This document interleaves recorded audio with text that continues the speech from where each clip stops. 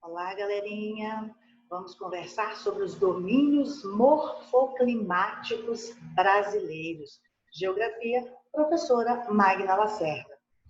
Em primeiro lugar, vamos entender a etimologia dessa palavra, morfoclimáticos. Climáticos, tudo bem. Agora, morfo, vem de forma. Então, é exatamente o que nós vamos analisar. Nós vamos analisar aqui as formas, né? A formação dessas paisagens naturais, os domínios naturais, que correspondem exatamente a essas grandes paisagens naturais do Brasil. Essas paisagens naturais, elas foram chamadas assim de domínios morfoclimáticos, de acordo com o geógrafo Aziz Absaber, de acordo com os conceitos, né, estabelecidos por esse geógrafo. E cada um desses domínios, ele é resultado da interação entre os diferentes elementos naturais. Ou seja, eles se formam, né, a partir da interação de elementos naturais como relevo, como a vegetação, como o solo, como as condições climáticas, como a hidrografia. Ou seja, os elementos naturais, eles são interdependentes. E juntos, né, atuando de maneira conjunta, integrada, eles formam as nossas paisagens naturais. Juntos, eles definem as características particulares em cada porção do território brasileiro. Por isso, domínios morfoclimáticos. São as formações vegetais do Brasil. Muito bem. Vamos dar uma olhadinha aqui nesse primeiro mapa, apenas para ter uma ideia da localização de alguns domínios. Então, nós temos aqui, olha, o domínio amazônico, o domínio do Cerrado, o domínio da Caatinga, Mata Atlântica, o domínio do Pantanal, domínio dos Pampas, apenas para se ter uma ideia inicial. E eu quero apresentar para vocês o mapa das zonas climáticas da Terra, para a gente entender por que a nossa formação vegetal, ela possui características assim mais próximas ou influenciadas por climas mais quentes. É exatamente por causa da localização do Brasil na zona climática mais quente do planeta. Essa região aqui, onde nós encontramos essa tonalidade mais escura aqui de laranja, né? Depois uma tonalidade um pouco mais clara, até o laranja mais clarinho. Então, nós temos aqui o clima equatorial, o subequatorial e o clima tropical. São climas quentes. Observem que exatamente nessa região aqui, central, nós temos aqui essa região atravessada pelo Equador. E o Equador que marca, né, o 0 grau, ou ele marca a existência, então, de dois hemisférios, ao norte e ao sul. Acima do Equador, cerca de 23 graus e 27 minutos acima do Equador, também 23 graus abaixo do Equador, nós temos a definição da zona mais quente da Terra, que é a zona intertropical do planeta. E é exatamente nessa região que nós temos a localização da maior parte do Brasil. Apenas o sul do Brasil está localizado nessa zona aqui, com esse verdinho mais clarinho, que refere-se à zona subtropical do globo. Muito bem. Então, tendo as nossas terras, né, localizadas na região mais quente do globo, nós vamos, então, perfeitamente entender as formações vegetais do nosso país. E antes de passarmos por todas elas, né, nesse vídeo vai ser apenas uma apresentação rápida, porque não dá para entrarmos em detalhes sobre cada um dos domínios, nós vamos entender o que são as faixas de transição. Veja, entre os grandes domínios naturais, Aziz Absaber identifica faixas de transição não diferenciadas, ou seja, marcadas pelas combinações variadas dos elementos característicos dos domínios contíguos. O que significa isso? Veja, o que ele está dizendo é que entre um domínio e outro existe uma faixa de transição. Nesse caso, eu tenho o domínio amazônico e o domínio do cerrado. Entre os dois, eu tenho essa faixa de transição identificada aqui pela cor branca. E nessa faixa de transição, eu tenho aqui uma complexidade. Ou seja, eu tenho aqui tanto elementos de um domínio quanto de outro. É exatamente isso que a Ziza Psaber define sobre faixas de transição. E o primeiro domínio que nós vamos conversar é o domínio amazônico. Este é o mais extenso dos domínios naturais do país. E é caracterizado por terras baixas, né, onde nós temos a planície do rio Amazonas, as depressões e os planaltos rebaixados que a delimitam. Além disso, nós temos o clima equatorial, que é o clima, né, com temperaturas elevadas, uma pequena amplitude térmica. Nessa região tem-se calor o ano inteiro, né? Durante o ano inteiro, altos índices pluviométricos, chove praticamente todos os dias, né, em parte dessa região.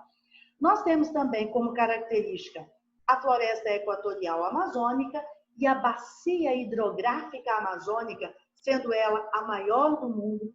O rio Amazonas, que é o seu principal rio, além de ser o mais extenso, é também o rio com maior vazão de água da Terra. Então, nós temos aqui algumas imagens, né, mostrando a nossa floresta equatorial amazônica, o rio Amazonas. Observe que é uma floresta que apresenta assim, algumas características particulares, como, por exemplo, é uma floresta latifoliada, ou seja, uma floresta de folhas grandes e largas. Essa é uma característica importante da floresta amazônica. Na floresta amazônica, nós temos também aí como destaque a Vitória Régia. Observe que linda, maravilhosa, ela chega a ter, essa flor, ela chega a ter cerca de 2 diâmetros, né? E mais, tem uma curiosidade interessante. 40 quilos ela consegue suportar se esses 40 quilos forem bem distribuídos na sua superfície. Bastante interessante. Além disso, nós temos aí as populações, né, indígenas da região e a arara azul como grande símbolo dessa região. Muito bem, mas essa região, apesar de toda essa maravilha, apesar de ser o maior domínio, né, morfoclimático do Brasil, sofre algumas ameaças importantes.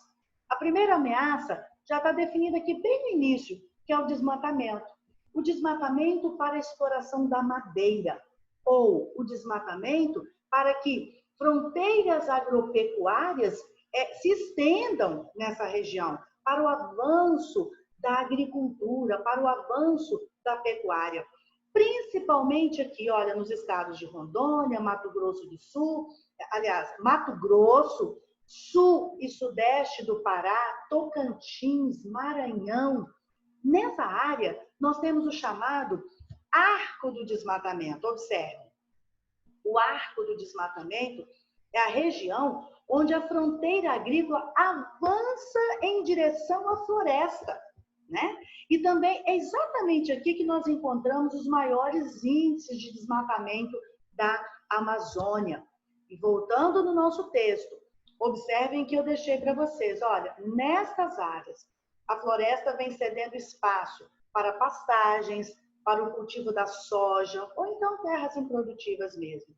E uma outra ameaça importante nessa região, nesse domínio morfoclimático, é a exploração dos recursos minerais, através, por exemplo, do projeto Carajás, através do projeto Trombetas, né? Nós temos nesse projeto aí a produção da bauxita, que é, digamos assim, que a fonte principal do alumínio.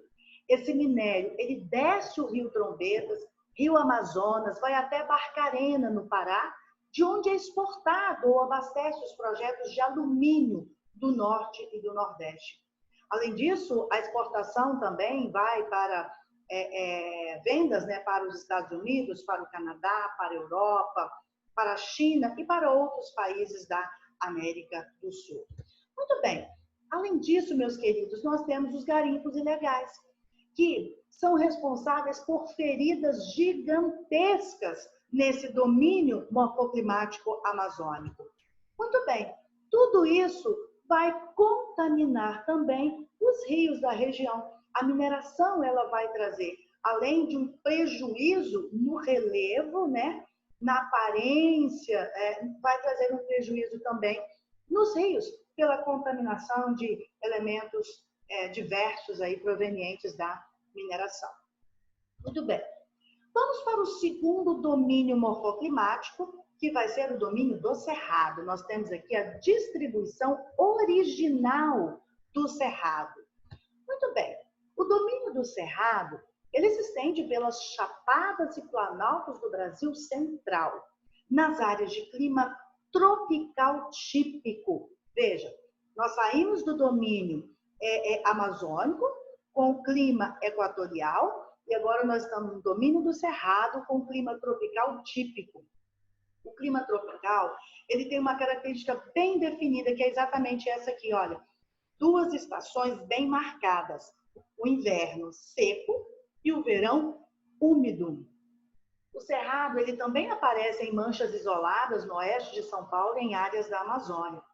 A vegetação do cerrado é uma combinação de formações rasteiras, de formações arbustivas, né, com espécies arbóreas e de pequeno porte. As árvores e os arbustos apresentam galhos e troncos retorcidos e as raízes são profundas. A casca grossa, que constitui elemento fundamental para a regeneração de muitas espécies após incêndios, porque os incêndios são muito comuns nessas áreas. Então, vamos identificar essas características nas imagens. Olha só, veja, galhos retorcidos, casca grossa, as raízes profundas, né? Não dá para ver aqui, mas as raízes são profundas, e daí a importância disso, porque as árvores elas conseguem se regenerar muito, com uma certa facilidade aí após um incêndio. Muito bem, daí nós temos a fauna, né, característica dessa região.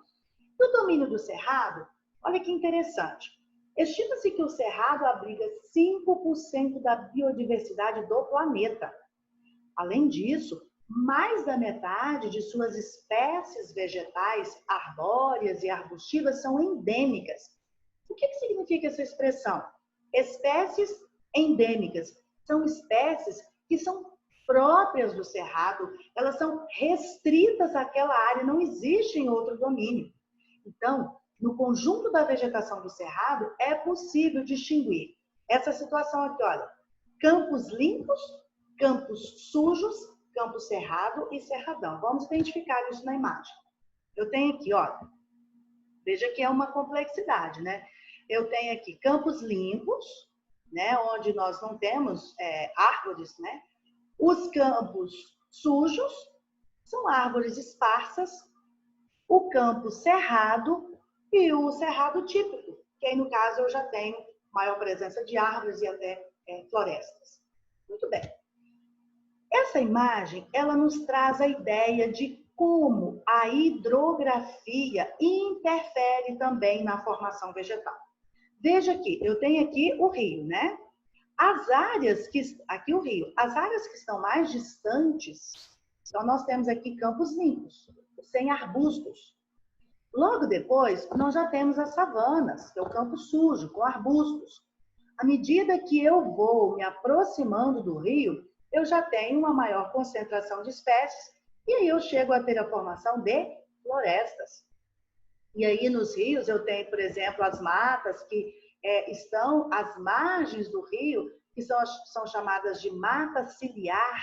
Né? A mata ciliar, ela funciona como cílios, funciona para os nossos olhos. Proteção. A mata ciliar, ela vai proteger o rio. Proteger de quê? Quando a mata ciliar é retirada, ocorre um processo de assoreamento muito grande do rio. Ou seja, um desgaste dessa margem, de maneira que esse material que vai sendo desgastado, ele vai sendo depositado no leito do rio. Então, quer dizer, há uma interferência no processo, na dinâmica natural da natureza. Além disso, por causa de sedimentos que são trazidos, restos, né, que são trazidos pela água da chuva, né? Evita-se que a mata ciliar evita que produtos até tóxicos utilizados, por exemplo, na agricultura, sejam trazidos para o leito do rio. Mas se você retira a mata ciliar, você retira também a proteção do rio.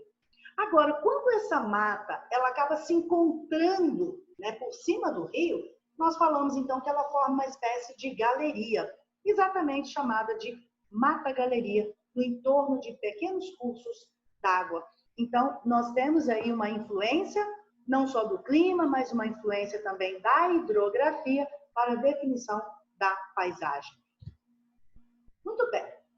Veja que nós temos aí também alguns problemas importantes que vão afetar a dinâmica natural do domínio do Cerrado. Primeiro, a construção de Brasília.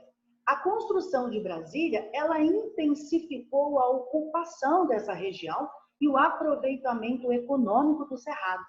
Esse aproveitamento econômico, observe, ele foi favorecido pela abertura de estradas que passaram a ligar a região centro-oeste às demais áreas do país.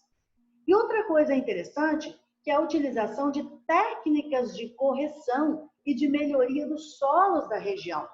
Por que utilizar técnicas de correção e melhorar o solo? Porque essa região, ela passou então a ser palco de monoculturas mecanizadas, ou seja, plantio de soja, plantio de algodão, assim como nós podemos observar nas imagens a seguir. A construção de Brasília, o plantio da soja, o plantio do algodão, né? Que vai fazer com que haja um desaparecimento de quase 2/3 da área original do Cerrado, como nós temos aqui na última frase do nosso slide, o que provocou o desaparecimento de quase 2/3 da área original do Cerrado.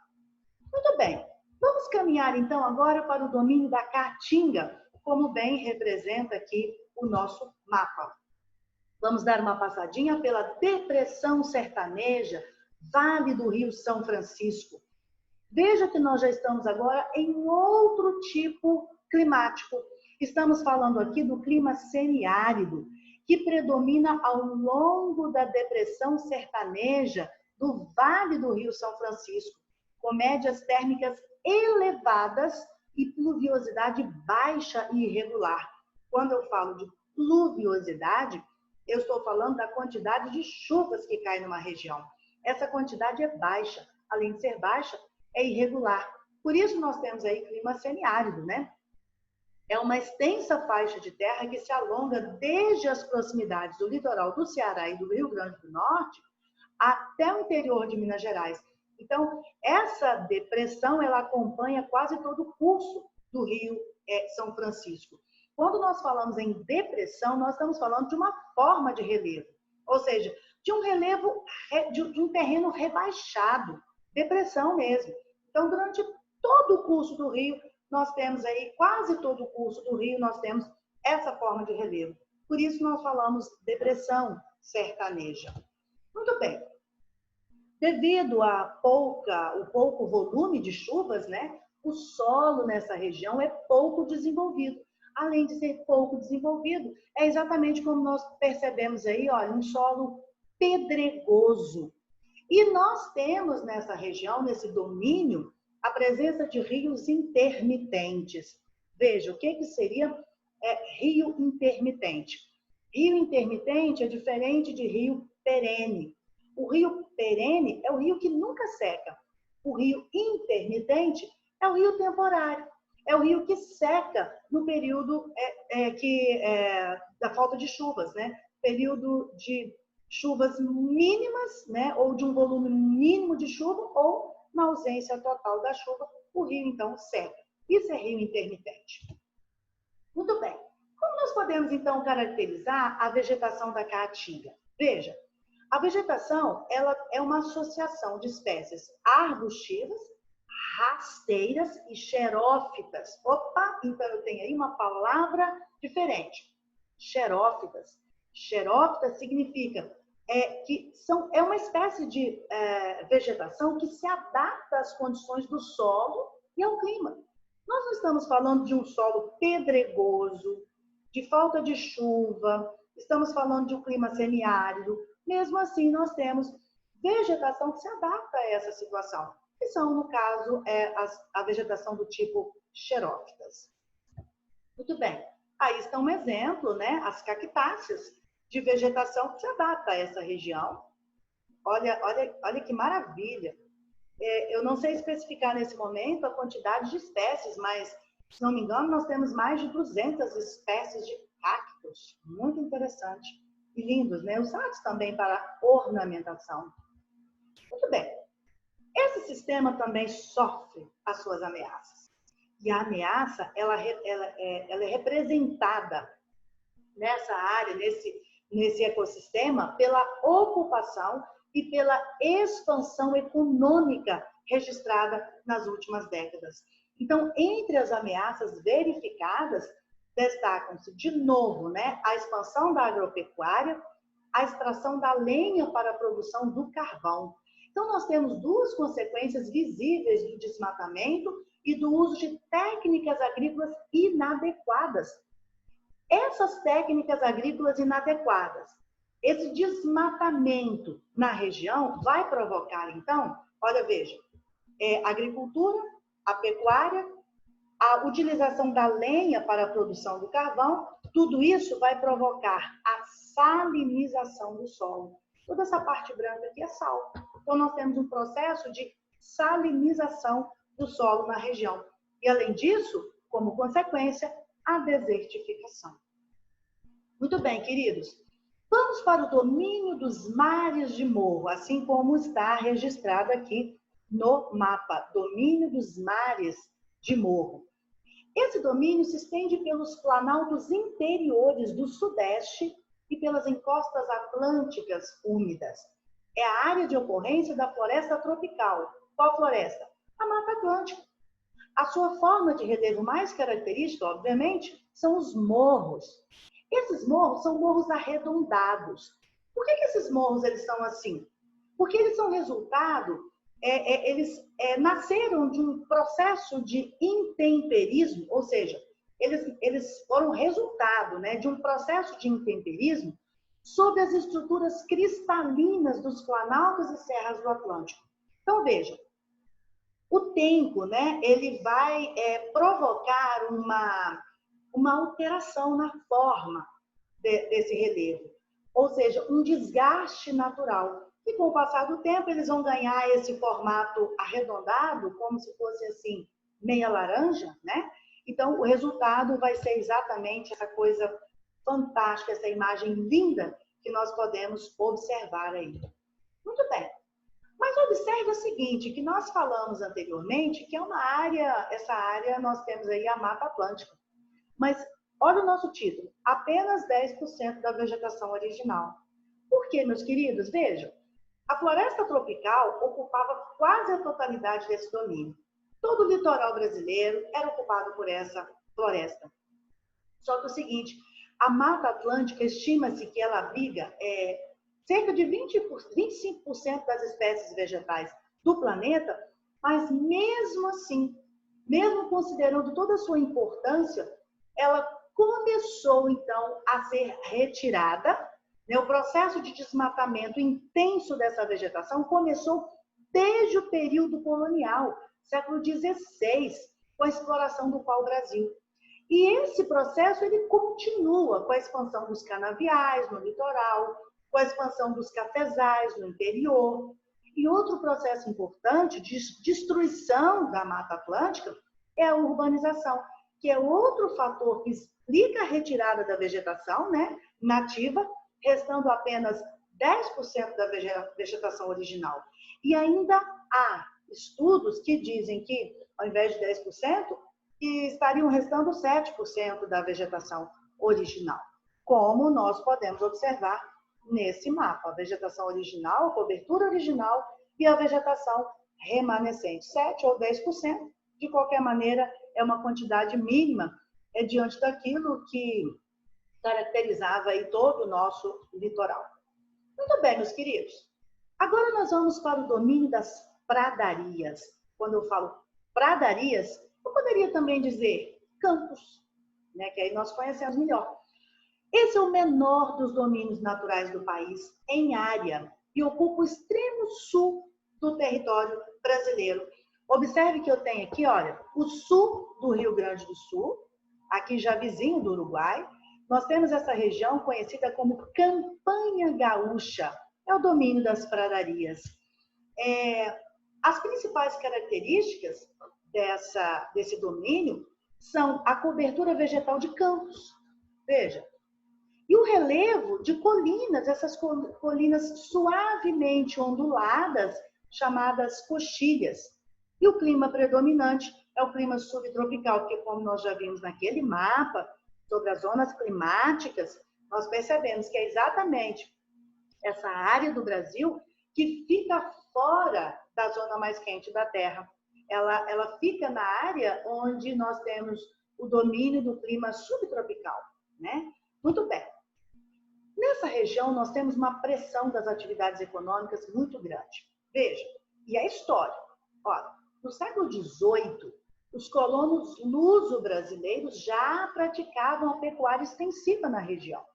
Nas últimas décadas, culturas mecanizadas de soja, de trigo, passaram a ocupar espaços cada vez mais significativos. Então, a pressão das atividades econômicas em áreas, por exemplo, de solos arenosos. O solo arenoso, o arenoso, ele se desfaz com facilidade, né? Então, esses solos, eles são muito suscetíveis à erosão. E a utilização, a pressão que as atividades econômicas fazem nesses solos, provoca nessa região exatamente esse processo aqui, ó. Eu tenho aqui um processo de arenização na região sul. Ou seja, eu tenho aqui formação de montanhas de areia aí nessa região, né? E imprópria aí para o cultivo. Muito bem. Vamos ainda, já que nós estamos na região sul, nós vamos continuar na região sul, só que agora no domínio das araucárias, como nós podemos perceber aqui no mapa. Ocupa os planaltos interiores da região sul do Brasil, nas áreas de clima subtropical também. Apresenta médias mais baixas do Brasil, ou seja, o clima é mais ameno, né? Grande amplitude térmica. Quando eu falo amplitude térmica, eu estou falando de uma variação da temperatura. Vamos imaginar que a mínima do dia, a temperatura mínima do dia foi, vamos pensar, 12 graus e a máxima foi 24, então nós temos uma variação aí de 12 graus, né? Então, essa variação da temperatura num tempo determinado é o que nós chamamos de amplitude térmica. E nessa região sul do Brasil, a amplitude térmica é muito grande, ou seja, há uma diversidade muito grande, ou muito frio, ou calor, né? E esses fatores, eles são limitantes para a diversidade, a biodiversidade deste domínio. Então, veja, nós temos aí como espécie importante desse domínio as araucárias.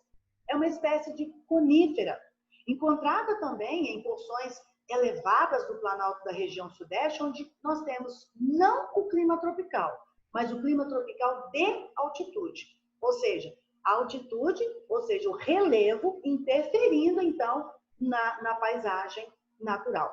Vamos conhecer a araucária? A araucária é essa árvore fantástica, linda, maravilhosa. E aí, só uma informação rápida sobre o domínio das araucárias. É uma formação vegetal homogênea.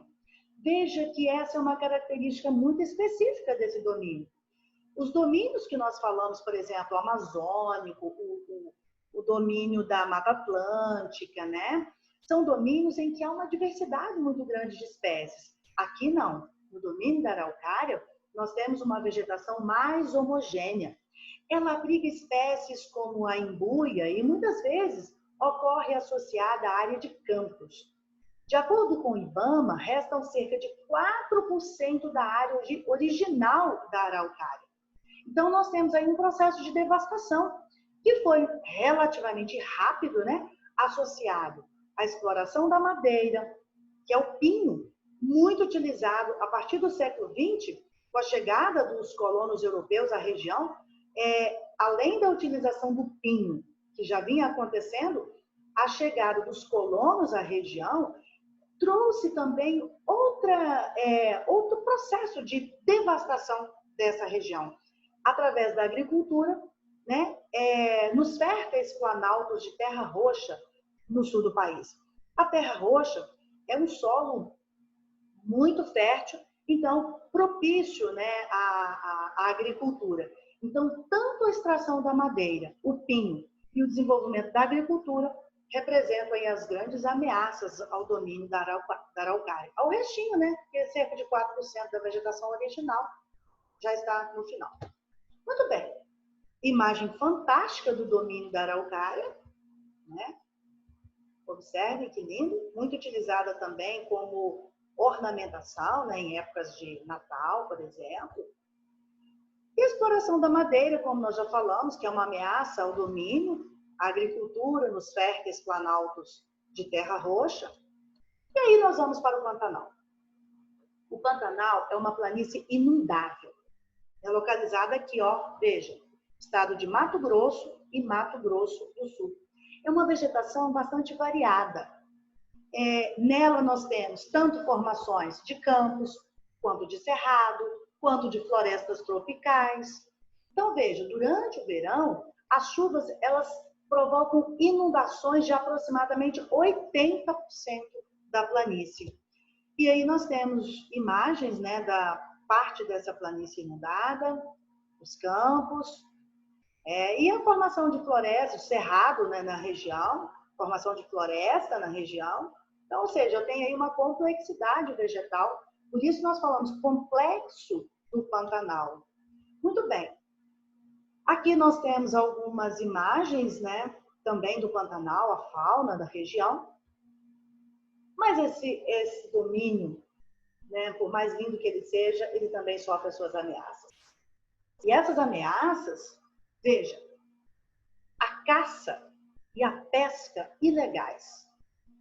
Além da caça ilegal, além da pesca ilegal, nós temos também nessa região a questão da mineração, a extração mineral, de novo, a pecuária, a agricultura. Todas essas atividades, elas vêm se expandindo fora da planície, e isso vem causando um processo de assoreamento e contaminação dos rios. Quando eu falo assoreamento, eu já falei no momento anterior, eu estou falando dos rios que são desprotegidos e, obviamente, contaminados, o seu leito totalmente modificado pela introdução de sedimentos diversos, né, que chegam ao rio. Muito bem. E aí, meus queridos, veja que nós já fizemos um tour pelo Brasil. Então, nós passamos, por exemplo, pelo domínio da Amazônia, passamos pelo Cerrado, passamos pela Caatinga, passamos pela vegetação Mata Atlântica, pelos Pampas, né, que é pradarias ou campos. E agora nós vamos dar uma chegadinha aqui na Mata dos Cocais. A Mata dos Cocais, veja que é um espaço de transição, porque eu tenho aqui 3 domínios. Eu tenho o domínio amazônico, eu tenho o Cerrado e eu tenho a Caatinga. E no meio desses domínios, eu tenho a Mata dos Cocais. Por isso eu falo que ocorre na área de transição entre esses 3 domínios, particularmente no meio norte nordestino, entre os estados do Maranhão e do Piauí, embora se estenda por trechos do Ceará e do Rio Grande do Norte. Então, essa é a Mata dos Cocais. E aqui eu trouxe para vocês o seguinte, algumas espécies que são próprias, né, desse domínio, que são as espécies de palmeiras, como o babaçu, a carnaúba e o buriti. Meus queridos, aqui eu tenho o clima semiúmido e é importante observar o aproveitamento econômico dos cocais, que é bastante tradicional. Muitas comunidades elas estão organizadas em função do extrativismo vegetal. Então, eu tenho aqui, veja, o babaçu, a carnaúba e o buriti. Em outro vídeo, né, nós vamos ainda conversar sobre a importância econômica e a utilização O que essa vegetação aí, essas árvores, essas palmeiras, né, elas podem oferecer para as comunidades e para a economia da região. Muito bem. O que nós já comentamos, que as comunidades vivem desse extrativismo vegetal, né? E aí nós vamos fechar o nosso assunto passando pelos manguezais. É outro domínio morfoclimático, o último deles que nós vamos analisar, identificado aqui em toda a região do litoral do Brasil. Observe que, por ser um domínio morfoclimático do litoral, há uma mistura aí de água doce e água do mar, principalmente por causa das oscilações das marés. Então, ocorre essa mistura aí de água doce dos rios e água salgada do mar. Os manguezais, eles possuem importância ecológica muito grande. Primeiro, eles têm um solo lodoso, rico em sedimentos e matéria orgânica, mas eles são pobres em oxigênio. O solo é pobre em oxigênio. Então, o que acontece?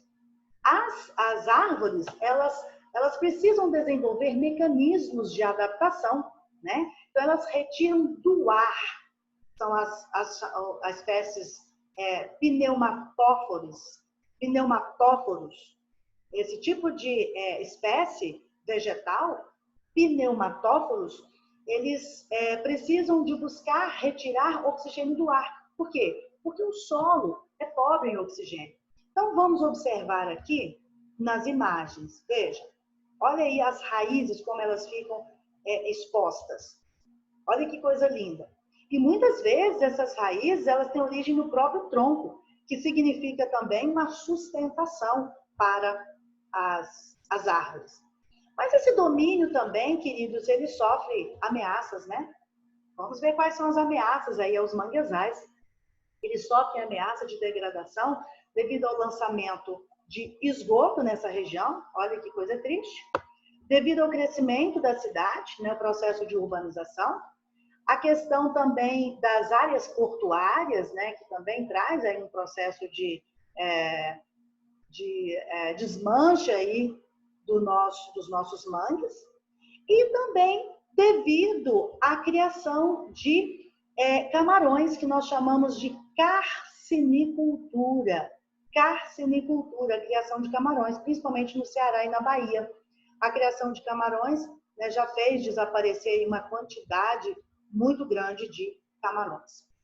E nós vamos encerrar a nossa aula com esse mapa maravilhoso, demonstrando aí a diversidade das paisagens do Brasil, todas elas como resultado de um conjunto, né, de influência dos diversos elementos naturais. Esses são os domínios morfoclimáticos brasileiros.